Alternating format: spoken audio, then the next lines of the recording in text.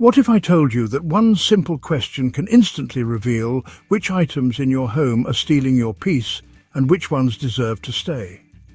A 67-year-old woman used this question to clear 3 entire rooms in just one weekend, rooms she hadn't been able to use for over 5 years. The secret? She discovered something that every senior knows but rarely applies to decluttering. But here's the twist. This isn't about throwing everything away. These 5 methods actually help you keep more of what matters while eliminating 80% of your clutter. Stay with me because method number 3 involves a test that will shock you with how fast you can make decisions about your belongings.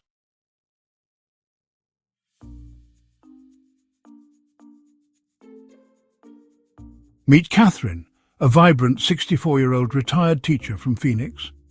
Like many of us, she accumulated a lifetime of memories, books, kitchen gadgets, and holiday decorations. Her 3-bedroom home had become a maze of boxes, making her feel overwhelmed and even embarrassed when friends wanted to visit.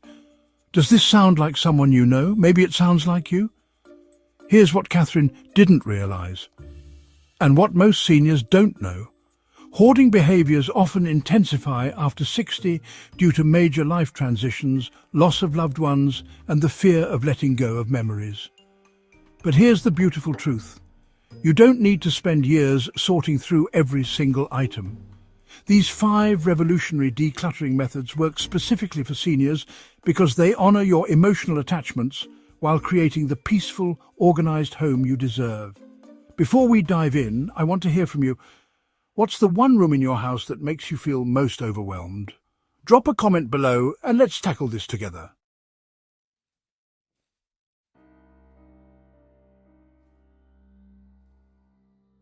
Number 1, the memory box method. Keep the love, not the load. Catherine's biggest struggle was her late husband's belongings. His workshop tools, clothes and books filled an entire room she hadn't entered in 2 years. Sound heartbreaking? This is where the memory box method becomes a game changer.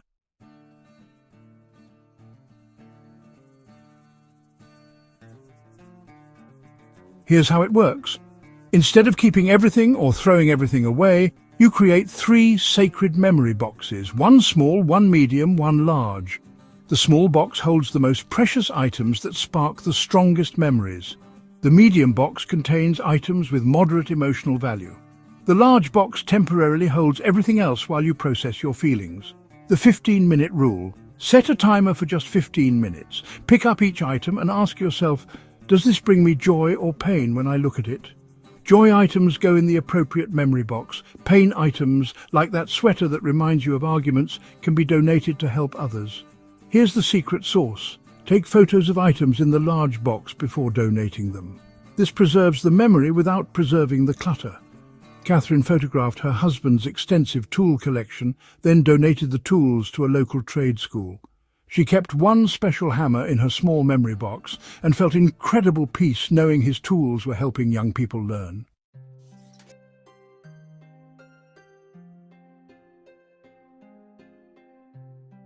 The grief breakthrough.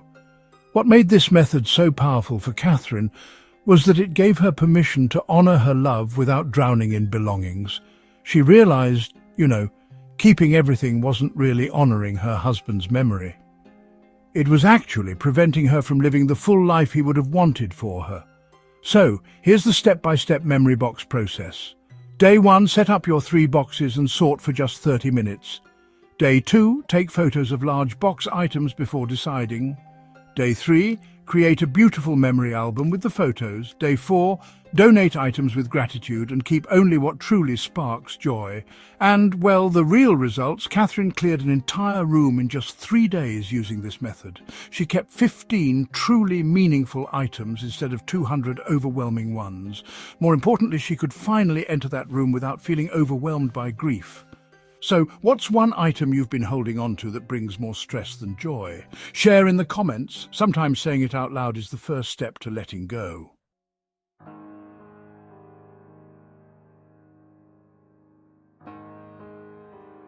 The psychology behind it, Dr. Regina Leeds, professional organizer and author, explains that seniors often feel guilty about discarding items because they represent time, money, or relationships. The memory box method honors these feelings while creating manageable boundaries. It transforms the emotional weight of belongings from burden to blessing. If arthritis or mobility issues make sorting difficult, ask a trusted friend or family member to help you lift and move items while you make the emotional decisions. The decision-making is yours, but the physical work can be shared. But here's where it gets really interesting. The next trick actually uses your natural senior wisdom to make decisions faster than any 30-year-old could.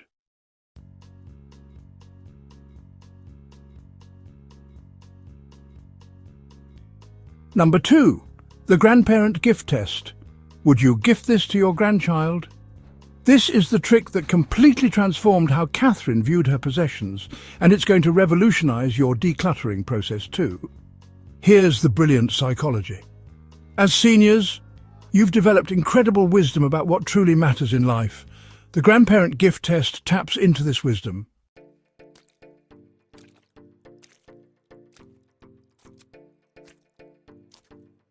Alright, so here's how it works. Hold each item and simply ask yourself, would I be excited to give this to my grandchild, niece, nephew, or a young person I care about?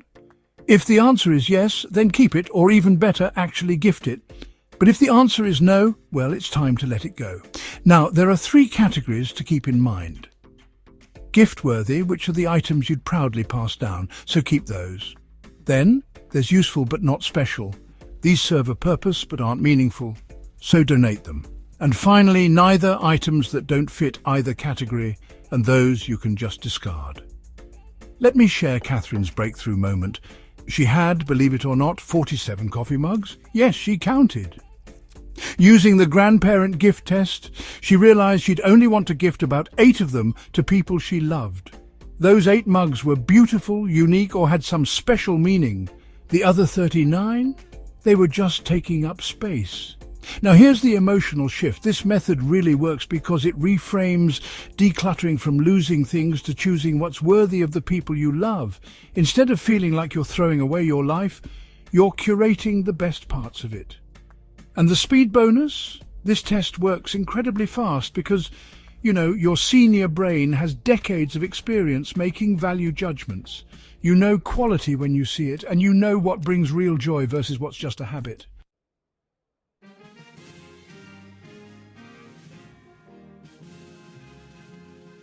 Catherine's kitchen transformation was honestly quite remarkable. In just 2 hours, she managed to clear out 3 kitchen cabinets using this very method. She kept her grandmother's china, definitely gift-worthy, donated 20 mismatched plates, and threw away chipped items she wouldn't give to anyone. Here's the unexpected joy she discovered. Some items she thought she'd keep for herself actually brought her more happiness when she gifted them immediately. She gave her collection of vintage brooches to her granddaughter, who was absolutely thrilled to wear them. And seeing the joy on her granddaughter's face, well, that was worth far more than having the brooches sit unused in a drawer.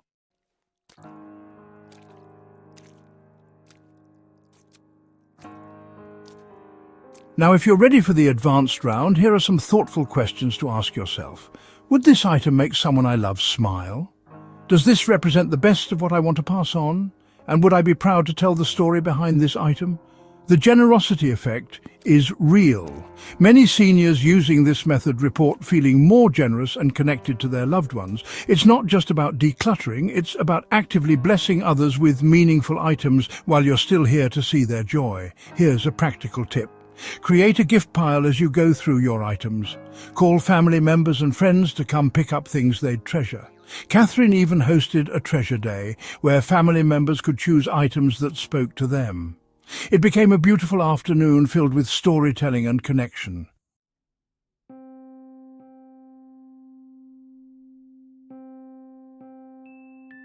All right, quick question for you. What's something in your home right now that, honestly, you wouldn't gift to someone you love? That might actually be your first item to let go of. Let me know in the comments if you feel like sharing. But hang on, before you decide, you really ought to hear about the next trick. It's called the 1-year reality check. And well, it might just shock you when you realize how much unnecessary stuff you're actually holding on to.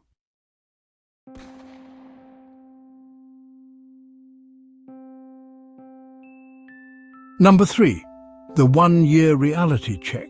If you haven't used it in a year, you won't. Now, this is the trick that surprises everyone, and it completely changed Rosalind's perspective on those just-in-case items. Here's the eye-opening truth. If you haven't used something in 365 days, the statistical probability of using it in the next year drops to less than 15%.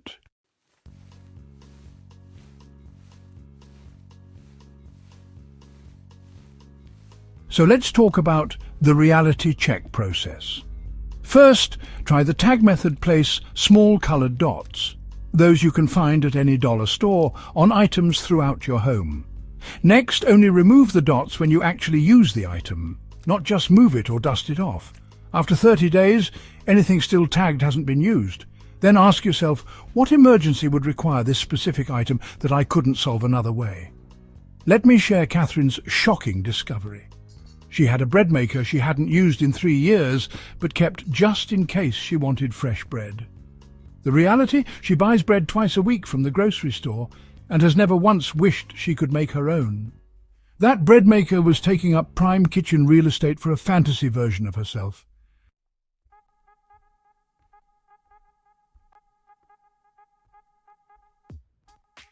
So, your needs have probably shifted quite a bit since you were, say, 40 or 50.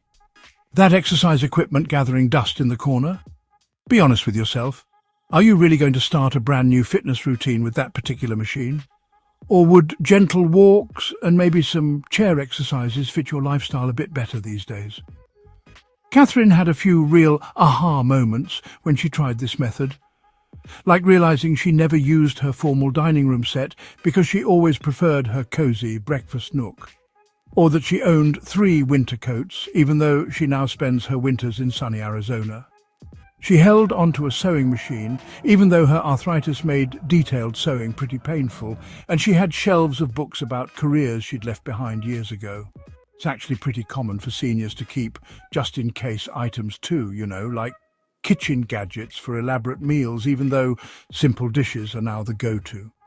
Professional clothes, even though retirement is treating you well. Piles of books you plan to read someday, though your interests have changed. Craft supplies for hobbies you've kind of outgrown, and all those formal entertaining items when these days you really just prefer relaxed, casual gatherings.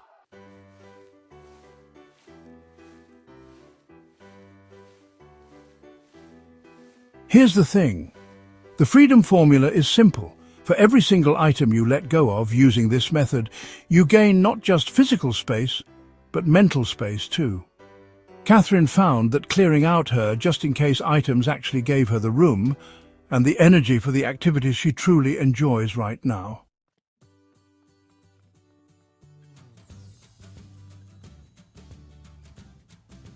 Now let's talk about the honesty questions.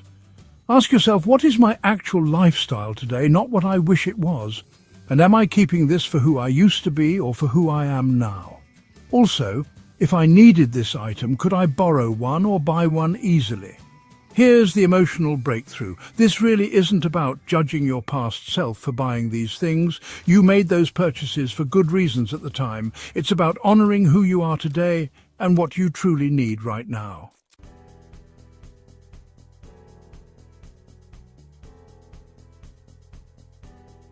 Results that will amaze you. Catherine cleared an entire closet in just one afternoon using this method. She actually found clothes with tags still on them from 5 years ago. Items she bought but never wore because, well, they didn't fit her retired lifestyle. I'm curious, what's one just-in-case item you know you're holding on to right now? Be honest with yourself and share below. The next method is called room rotation, and it prevents the overwhelm that stops most seniors from even starting.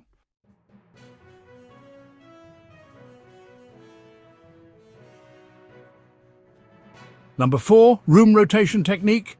1 room at a time, 1 victory at a time. Here's why most decluttering attempts fail for seniors. You try to tackle everything at once, get overwhelmed, and give up feeling worse than when you started. The room rotation technique solves this by creating a systematic approach that builds momentum instead of exhaustion.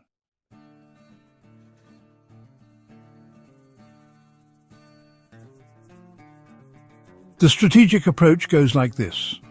Week 1, choose your easiest room, usually a guest bathroom or bedroom. Week 2, move to a moderately challenging room like the kitchen or living room. Week 3, tackle your most challenging space, whether it's the basement, attic or a sentimental room.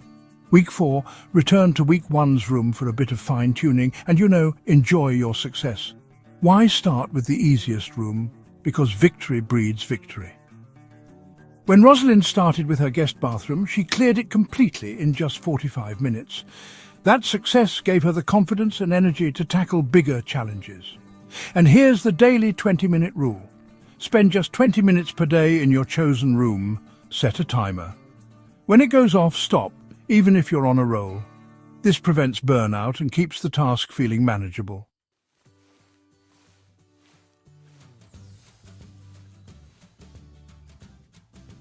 All right, let's talk about room-specific strategies. Start in the bathroom. Since it's small and usually has some obvious expired items like medications, cosmetics or first aid supplies, these quick wins can really boost your confidence. Next, move on to the kitchen. Begin with expired food, then tackle duplicate items. Seriously, how many can openers do you really need? After that, look at appliances you never use. In the bedroom, start with clothes that just don't fit your current body or lifestyle anymore, then move on to jewelry, accessories, and those nightstand odds and ends. For living areas, begin with obvious trash and broken items, then books you won't reread, and finally, decorative pieces that no longer bring you any joy. Here's how Rosalind did it. By rotating rooms each week, she never felt overwhelmed. Each room only took about 2 or 3 hours total across the week, and she saw dramatic progress, but most importantly, she could actually use each room fully once it was cleared out.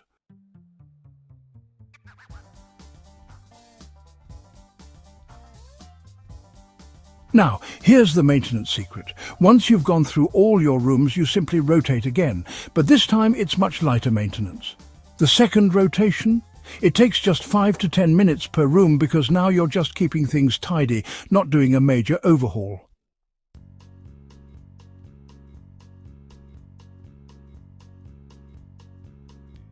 There are some real senior-specific benefits to this approach. First, energy management. You're never exhausted since you work in short bursts. Next, physical comfort. You can always sit down and rest between sessions. Emotional processing is another big one. You've got time between rooms to process any feelings that might come up. And of course, visible progress. Each finished room gives you motivation for the next one. So what room in your house would be your easy win to start with? Tell me in the comments. I'd really love to cheer you on. Now, the final technique is the most powerful of all. It's called the legacy method, and it will change not just your space, but how you think about your entire life.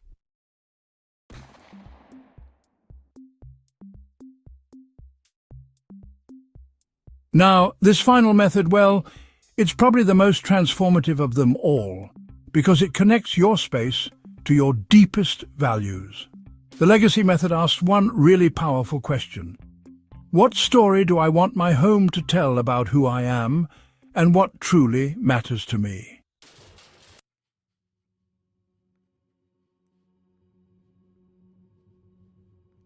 Here are the legacy questions to consider. What do I want people to remember about visiting my home? What activities do I want this space to support in my current life? What kind of person do I want to be in this next chapter? And what would make me proud to show this space to someone I love?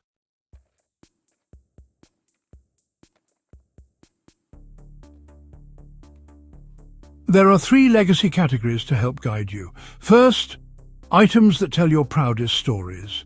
These are keepsakes that represent your achievements, relationships, and joyful memories. For example, Rosalind kept her teaching awards, photos from family trips, and her grandmother's quilt, items that told the story of a life well lived. Second, items that support your current dreams. These are things that help you live the life you want right now. For Rosalind, this meant keeping her art supplies, she just started painting, a comfortable reading chair, and good kitchen tools for hosting small dinner parties. Third, items that honor your future self. Think about the person you want to be in, say, 5 to 10 years. What will that person need? Rosalind kept her medical records organized, maintained one set of good dishes for special occasions, and created a beautiful photo album instead of keeping boxes of loose pictures. Now here's the emotional breakthrough. When you frame decluttering as creating your legacy, every decision becomes meaningful. You're not just getting rid of stuff, you're designing the final chapters of your life story. Take Rosalind, for example. Using the legacy method, she transformed her cluttered spare room into a beautiful art studio. And now, when her grandchildren visit, they see Grandma as an artist, not someone drowning in possessions. That room tells the story of creativity, growth, and possibility.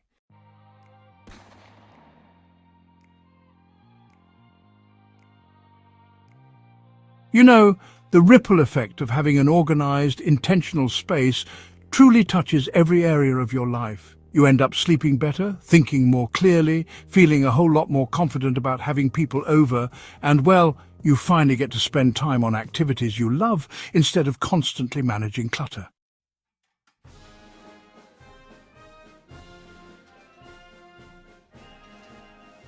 Let's talk about the results of the legacy method for a moment.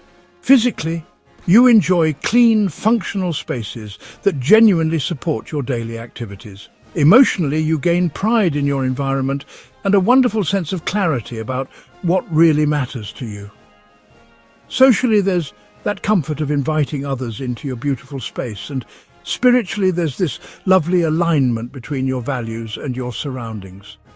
Now, I'd like to ask you something rather powerful. What story do you want your home to tell about this chapter of your life? Please do share your vision in the comments below. Your answer might just inspire someone else.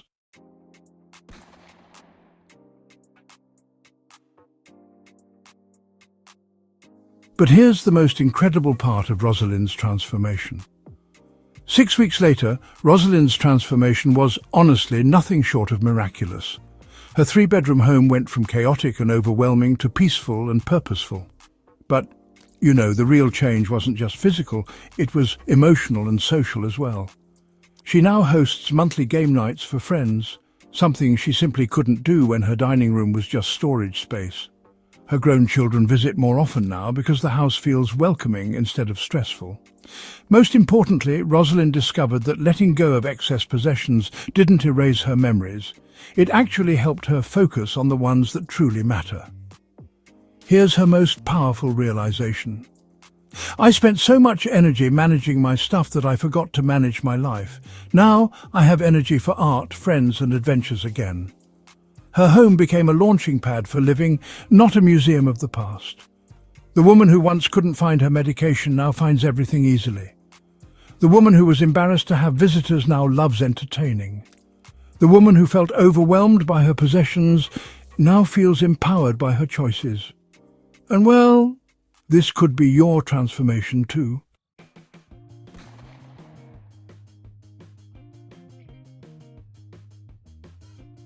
If you're ready to reclaim your space and your life, just start with one method from today's video.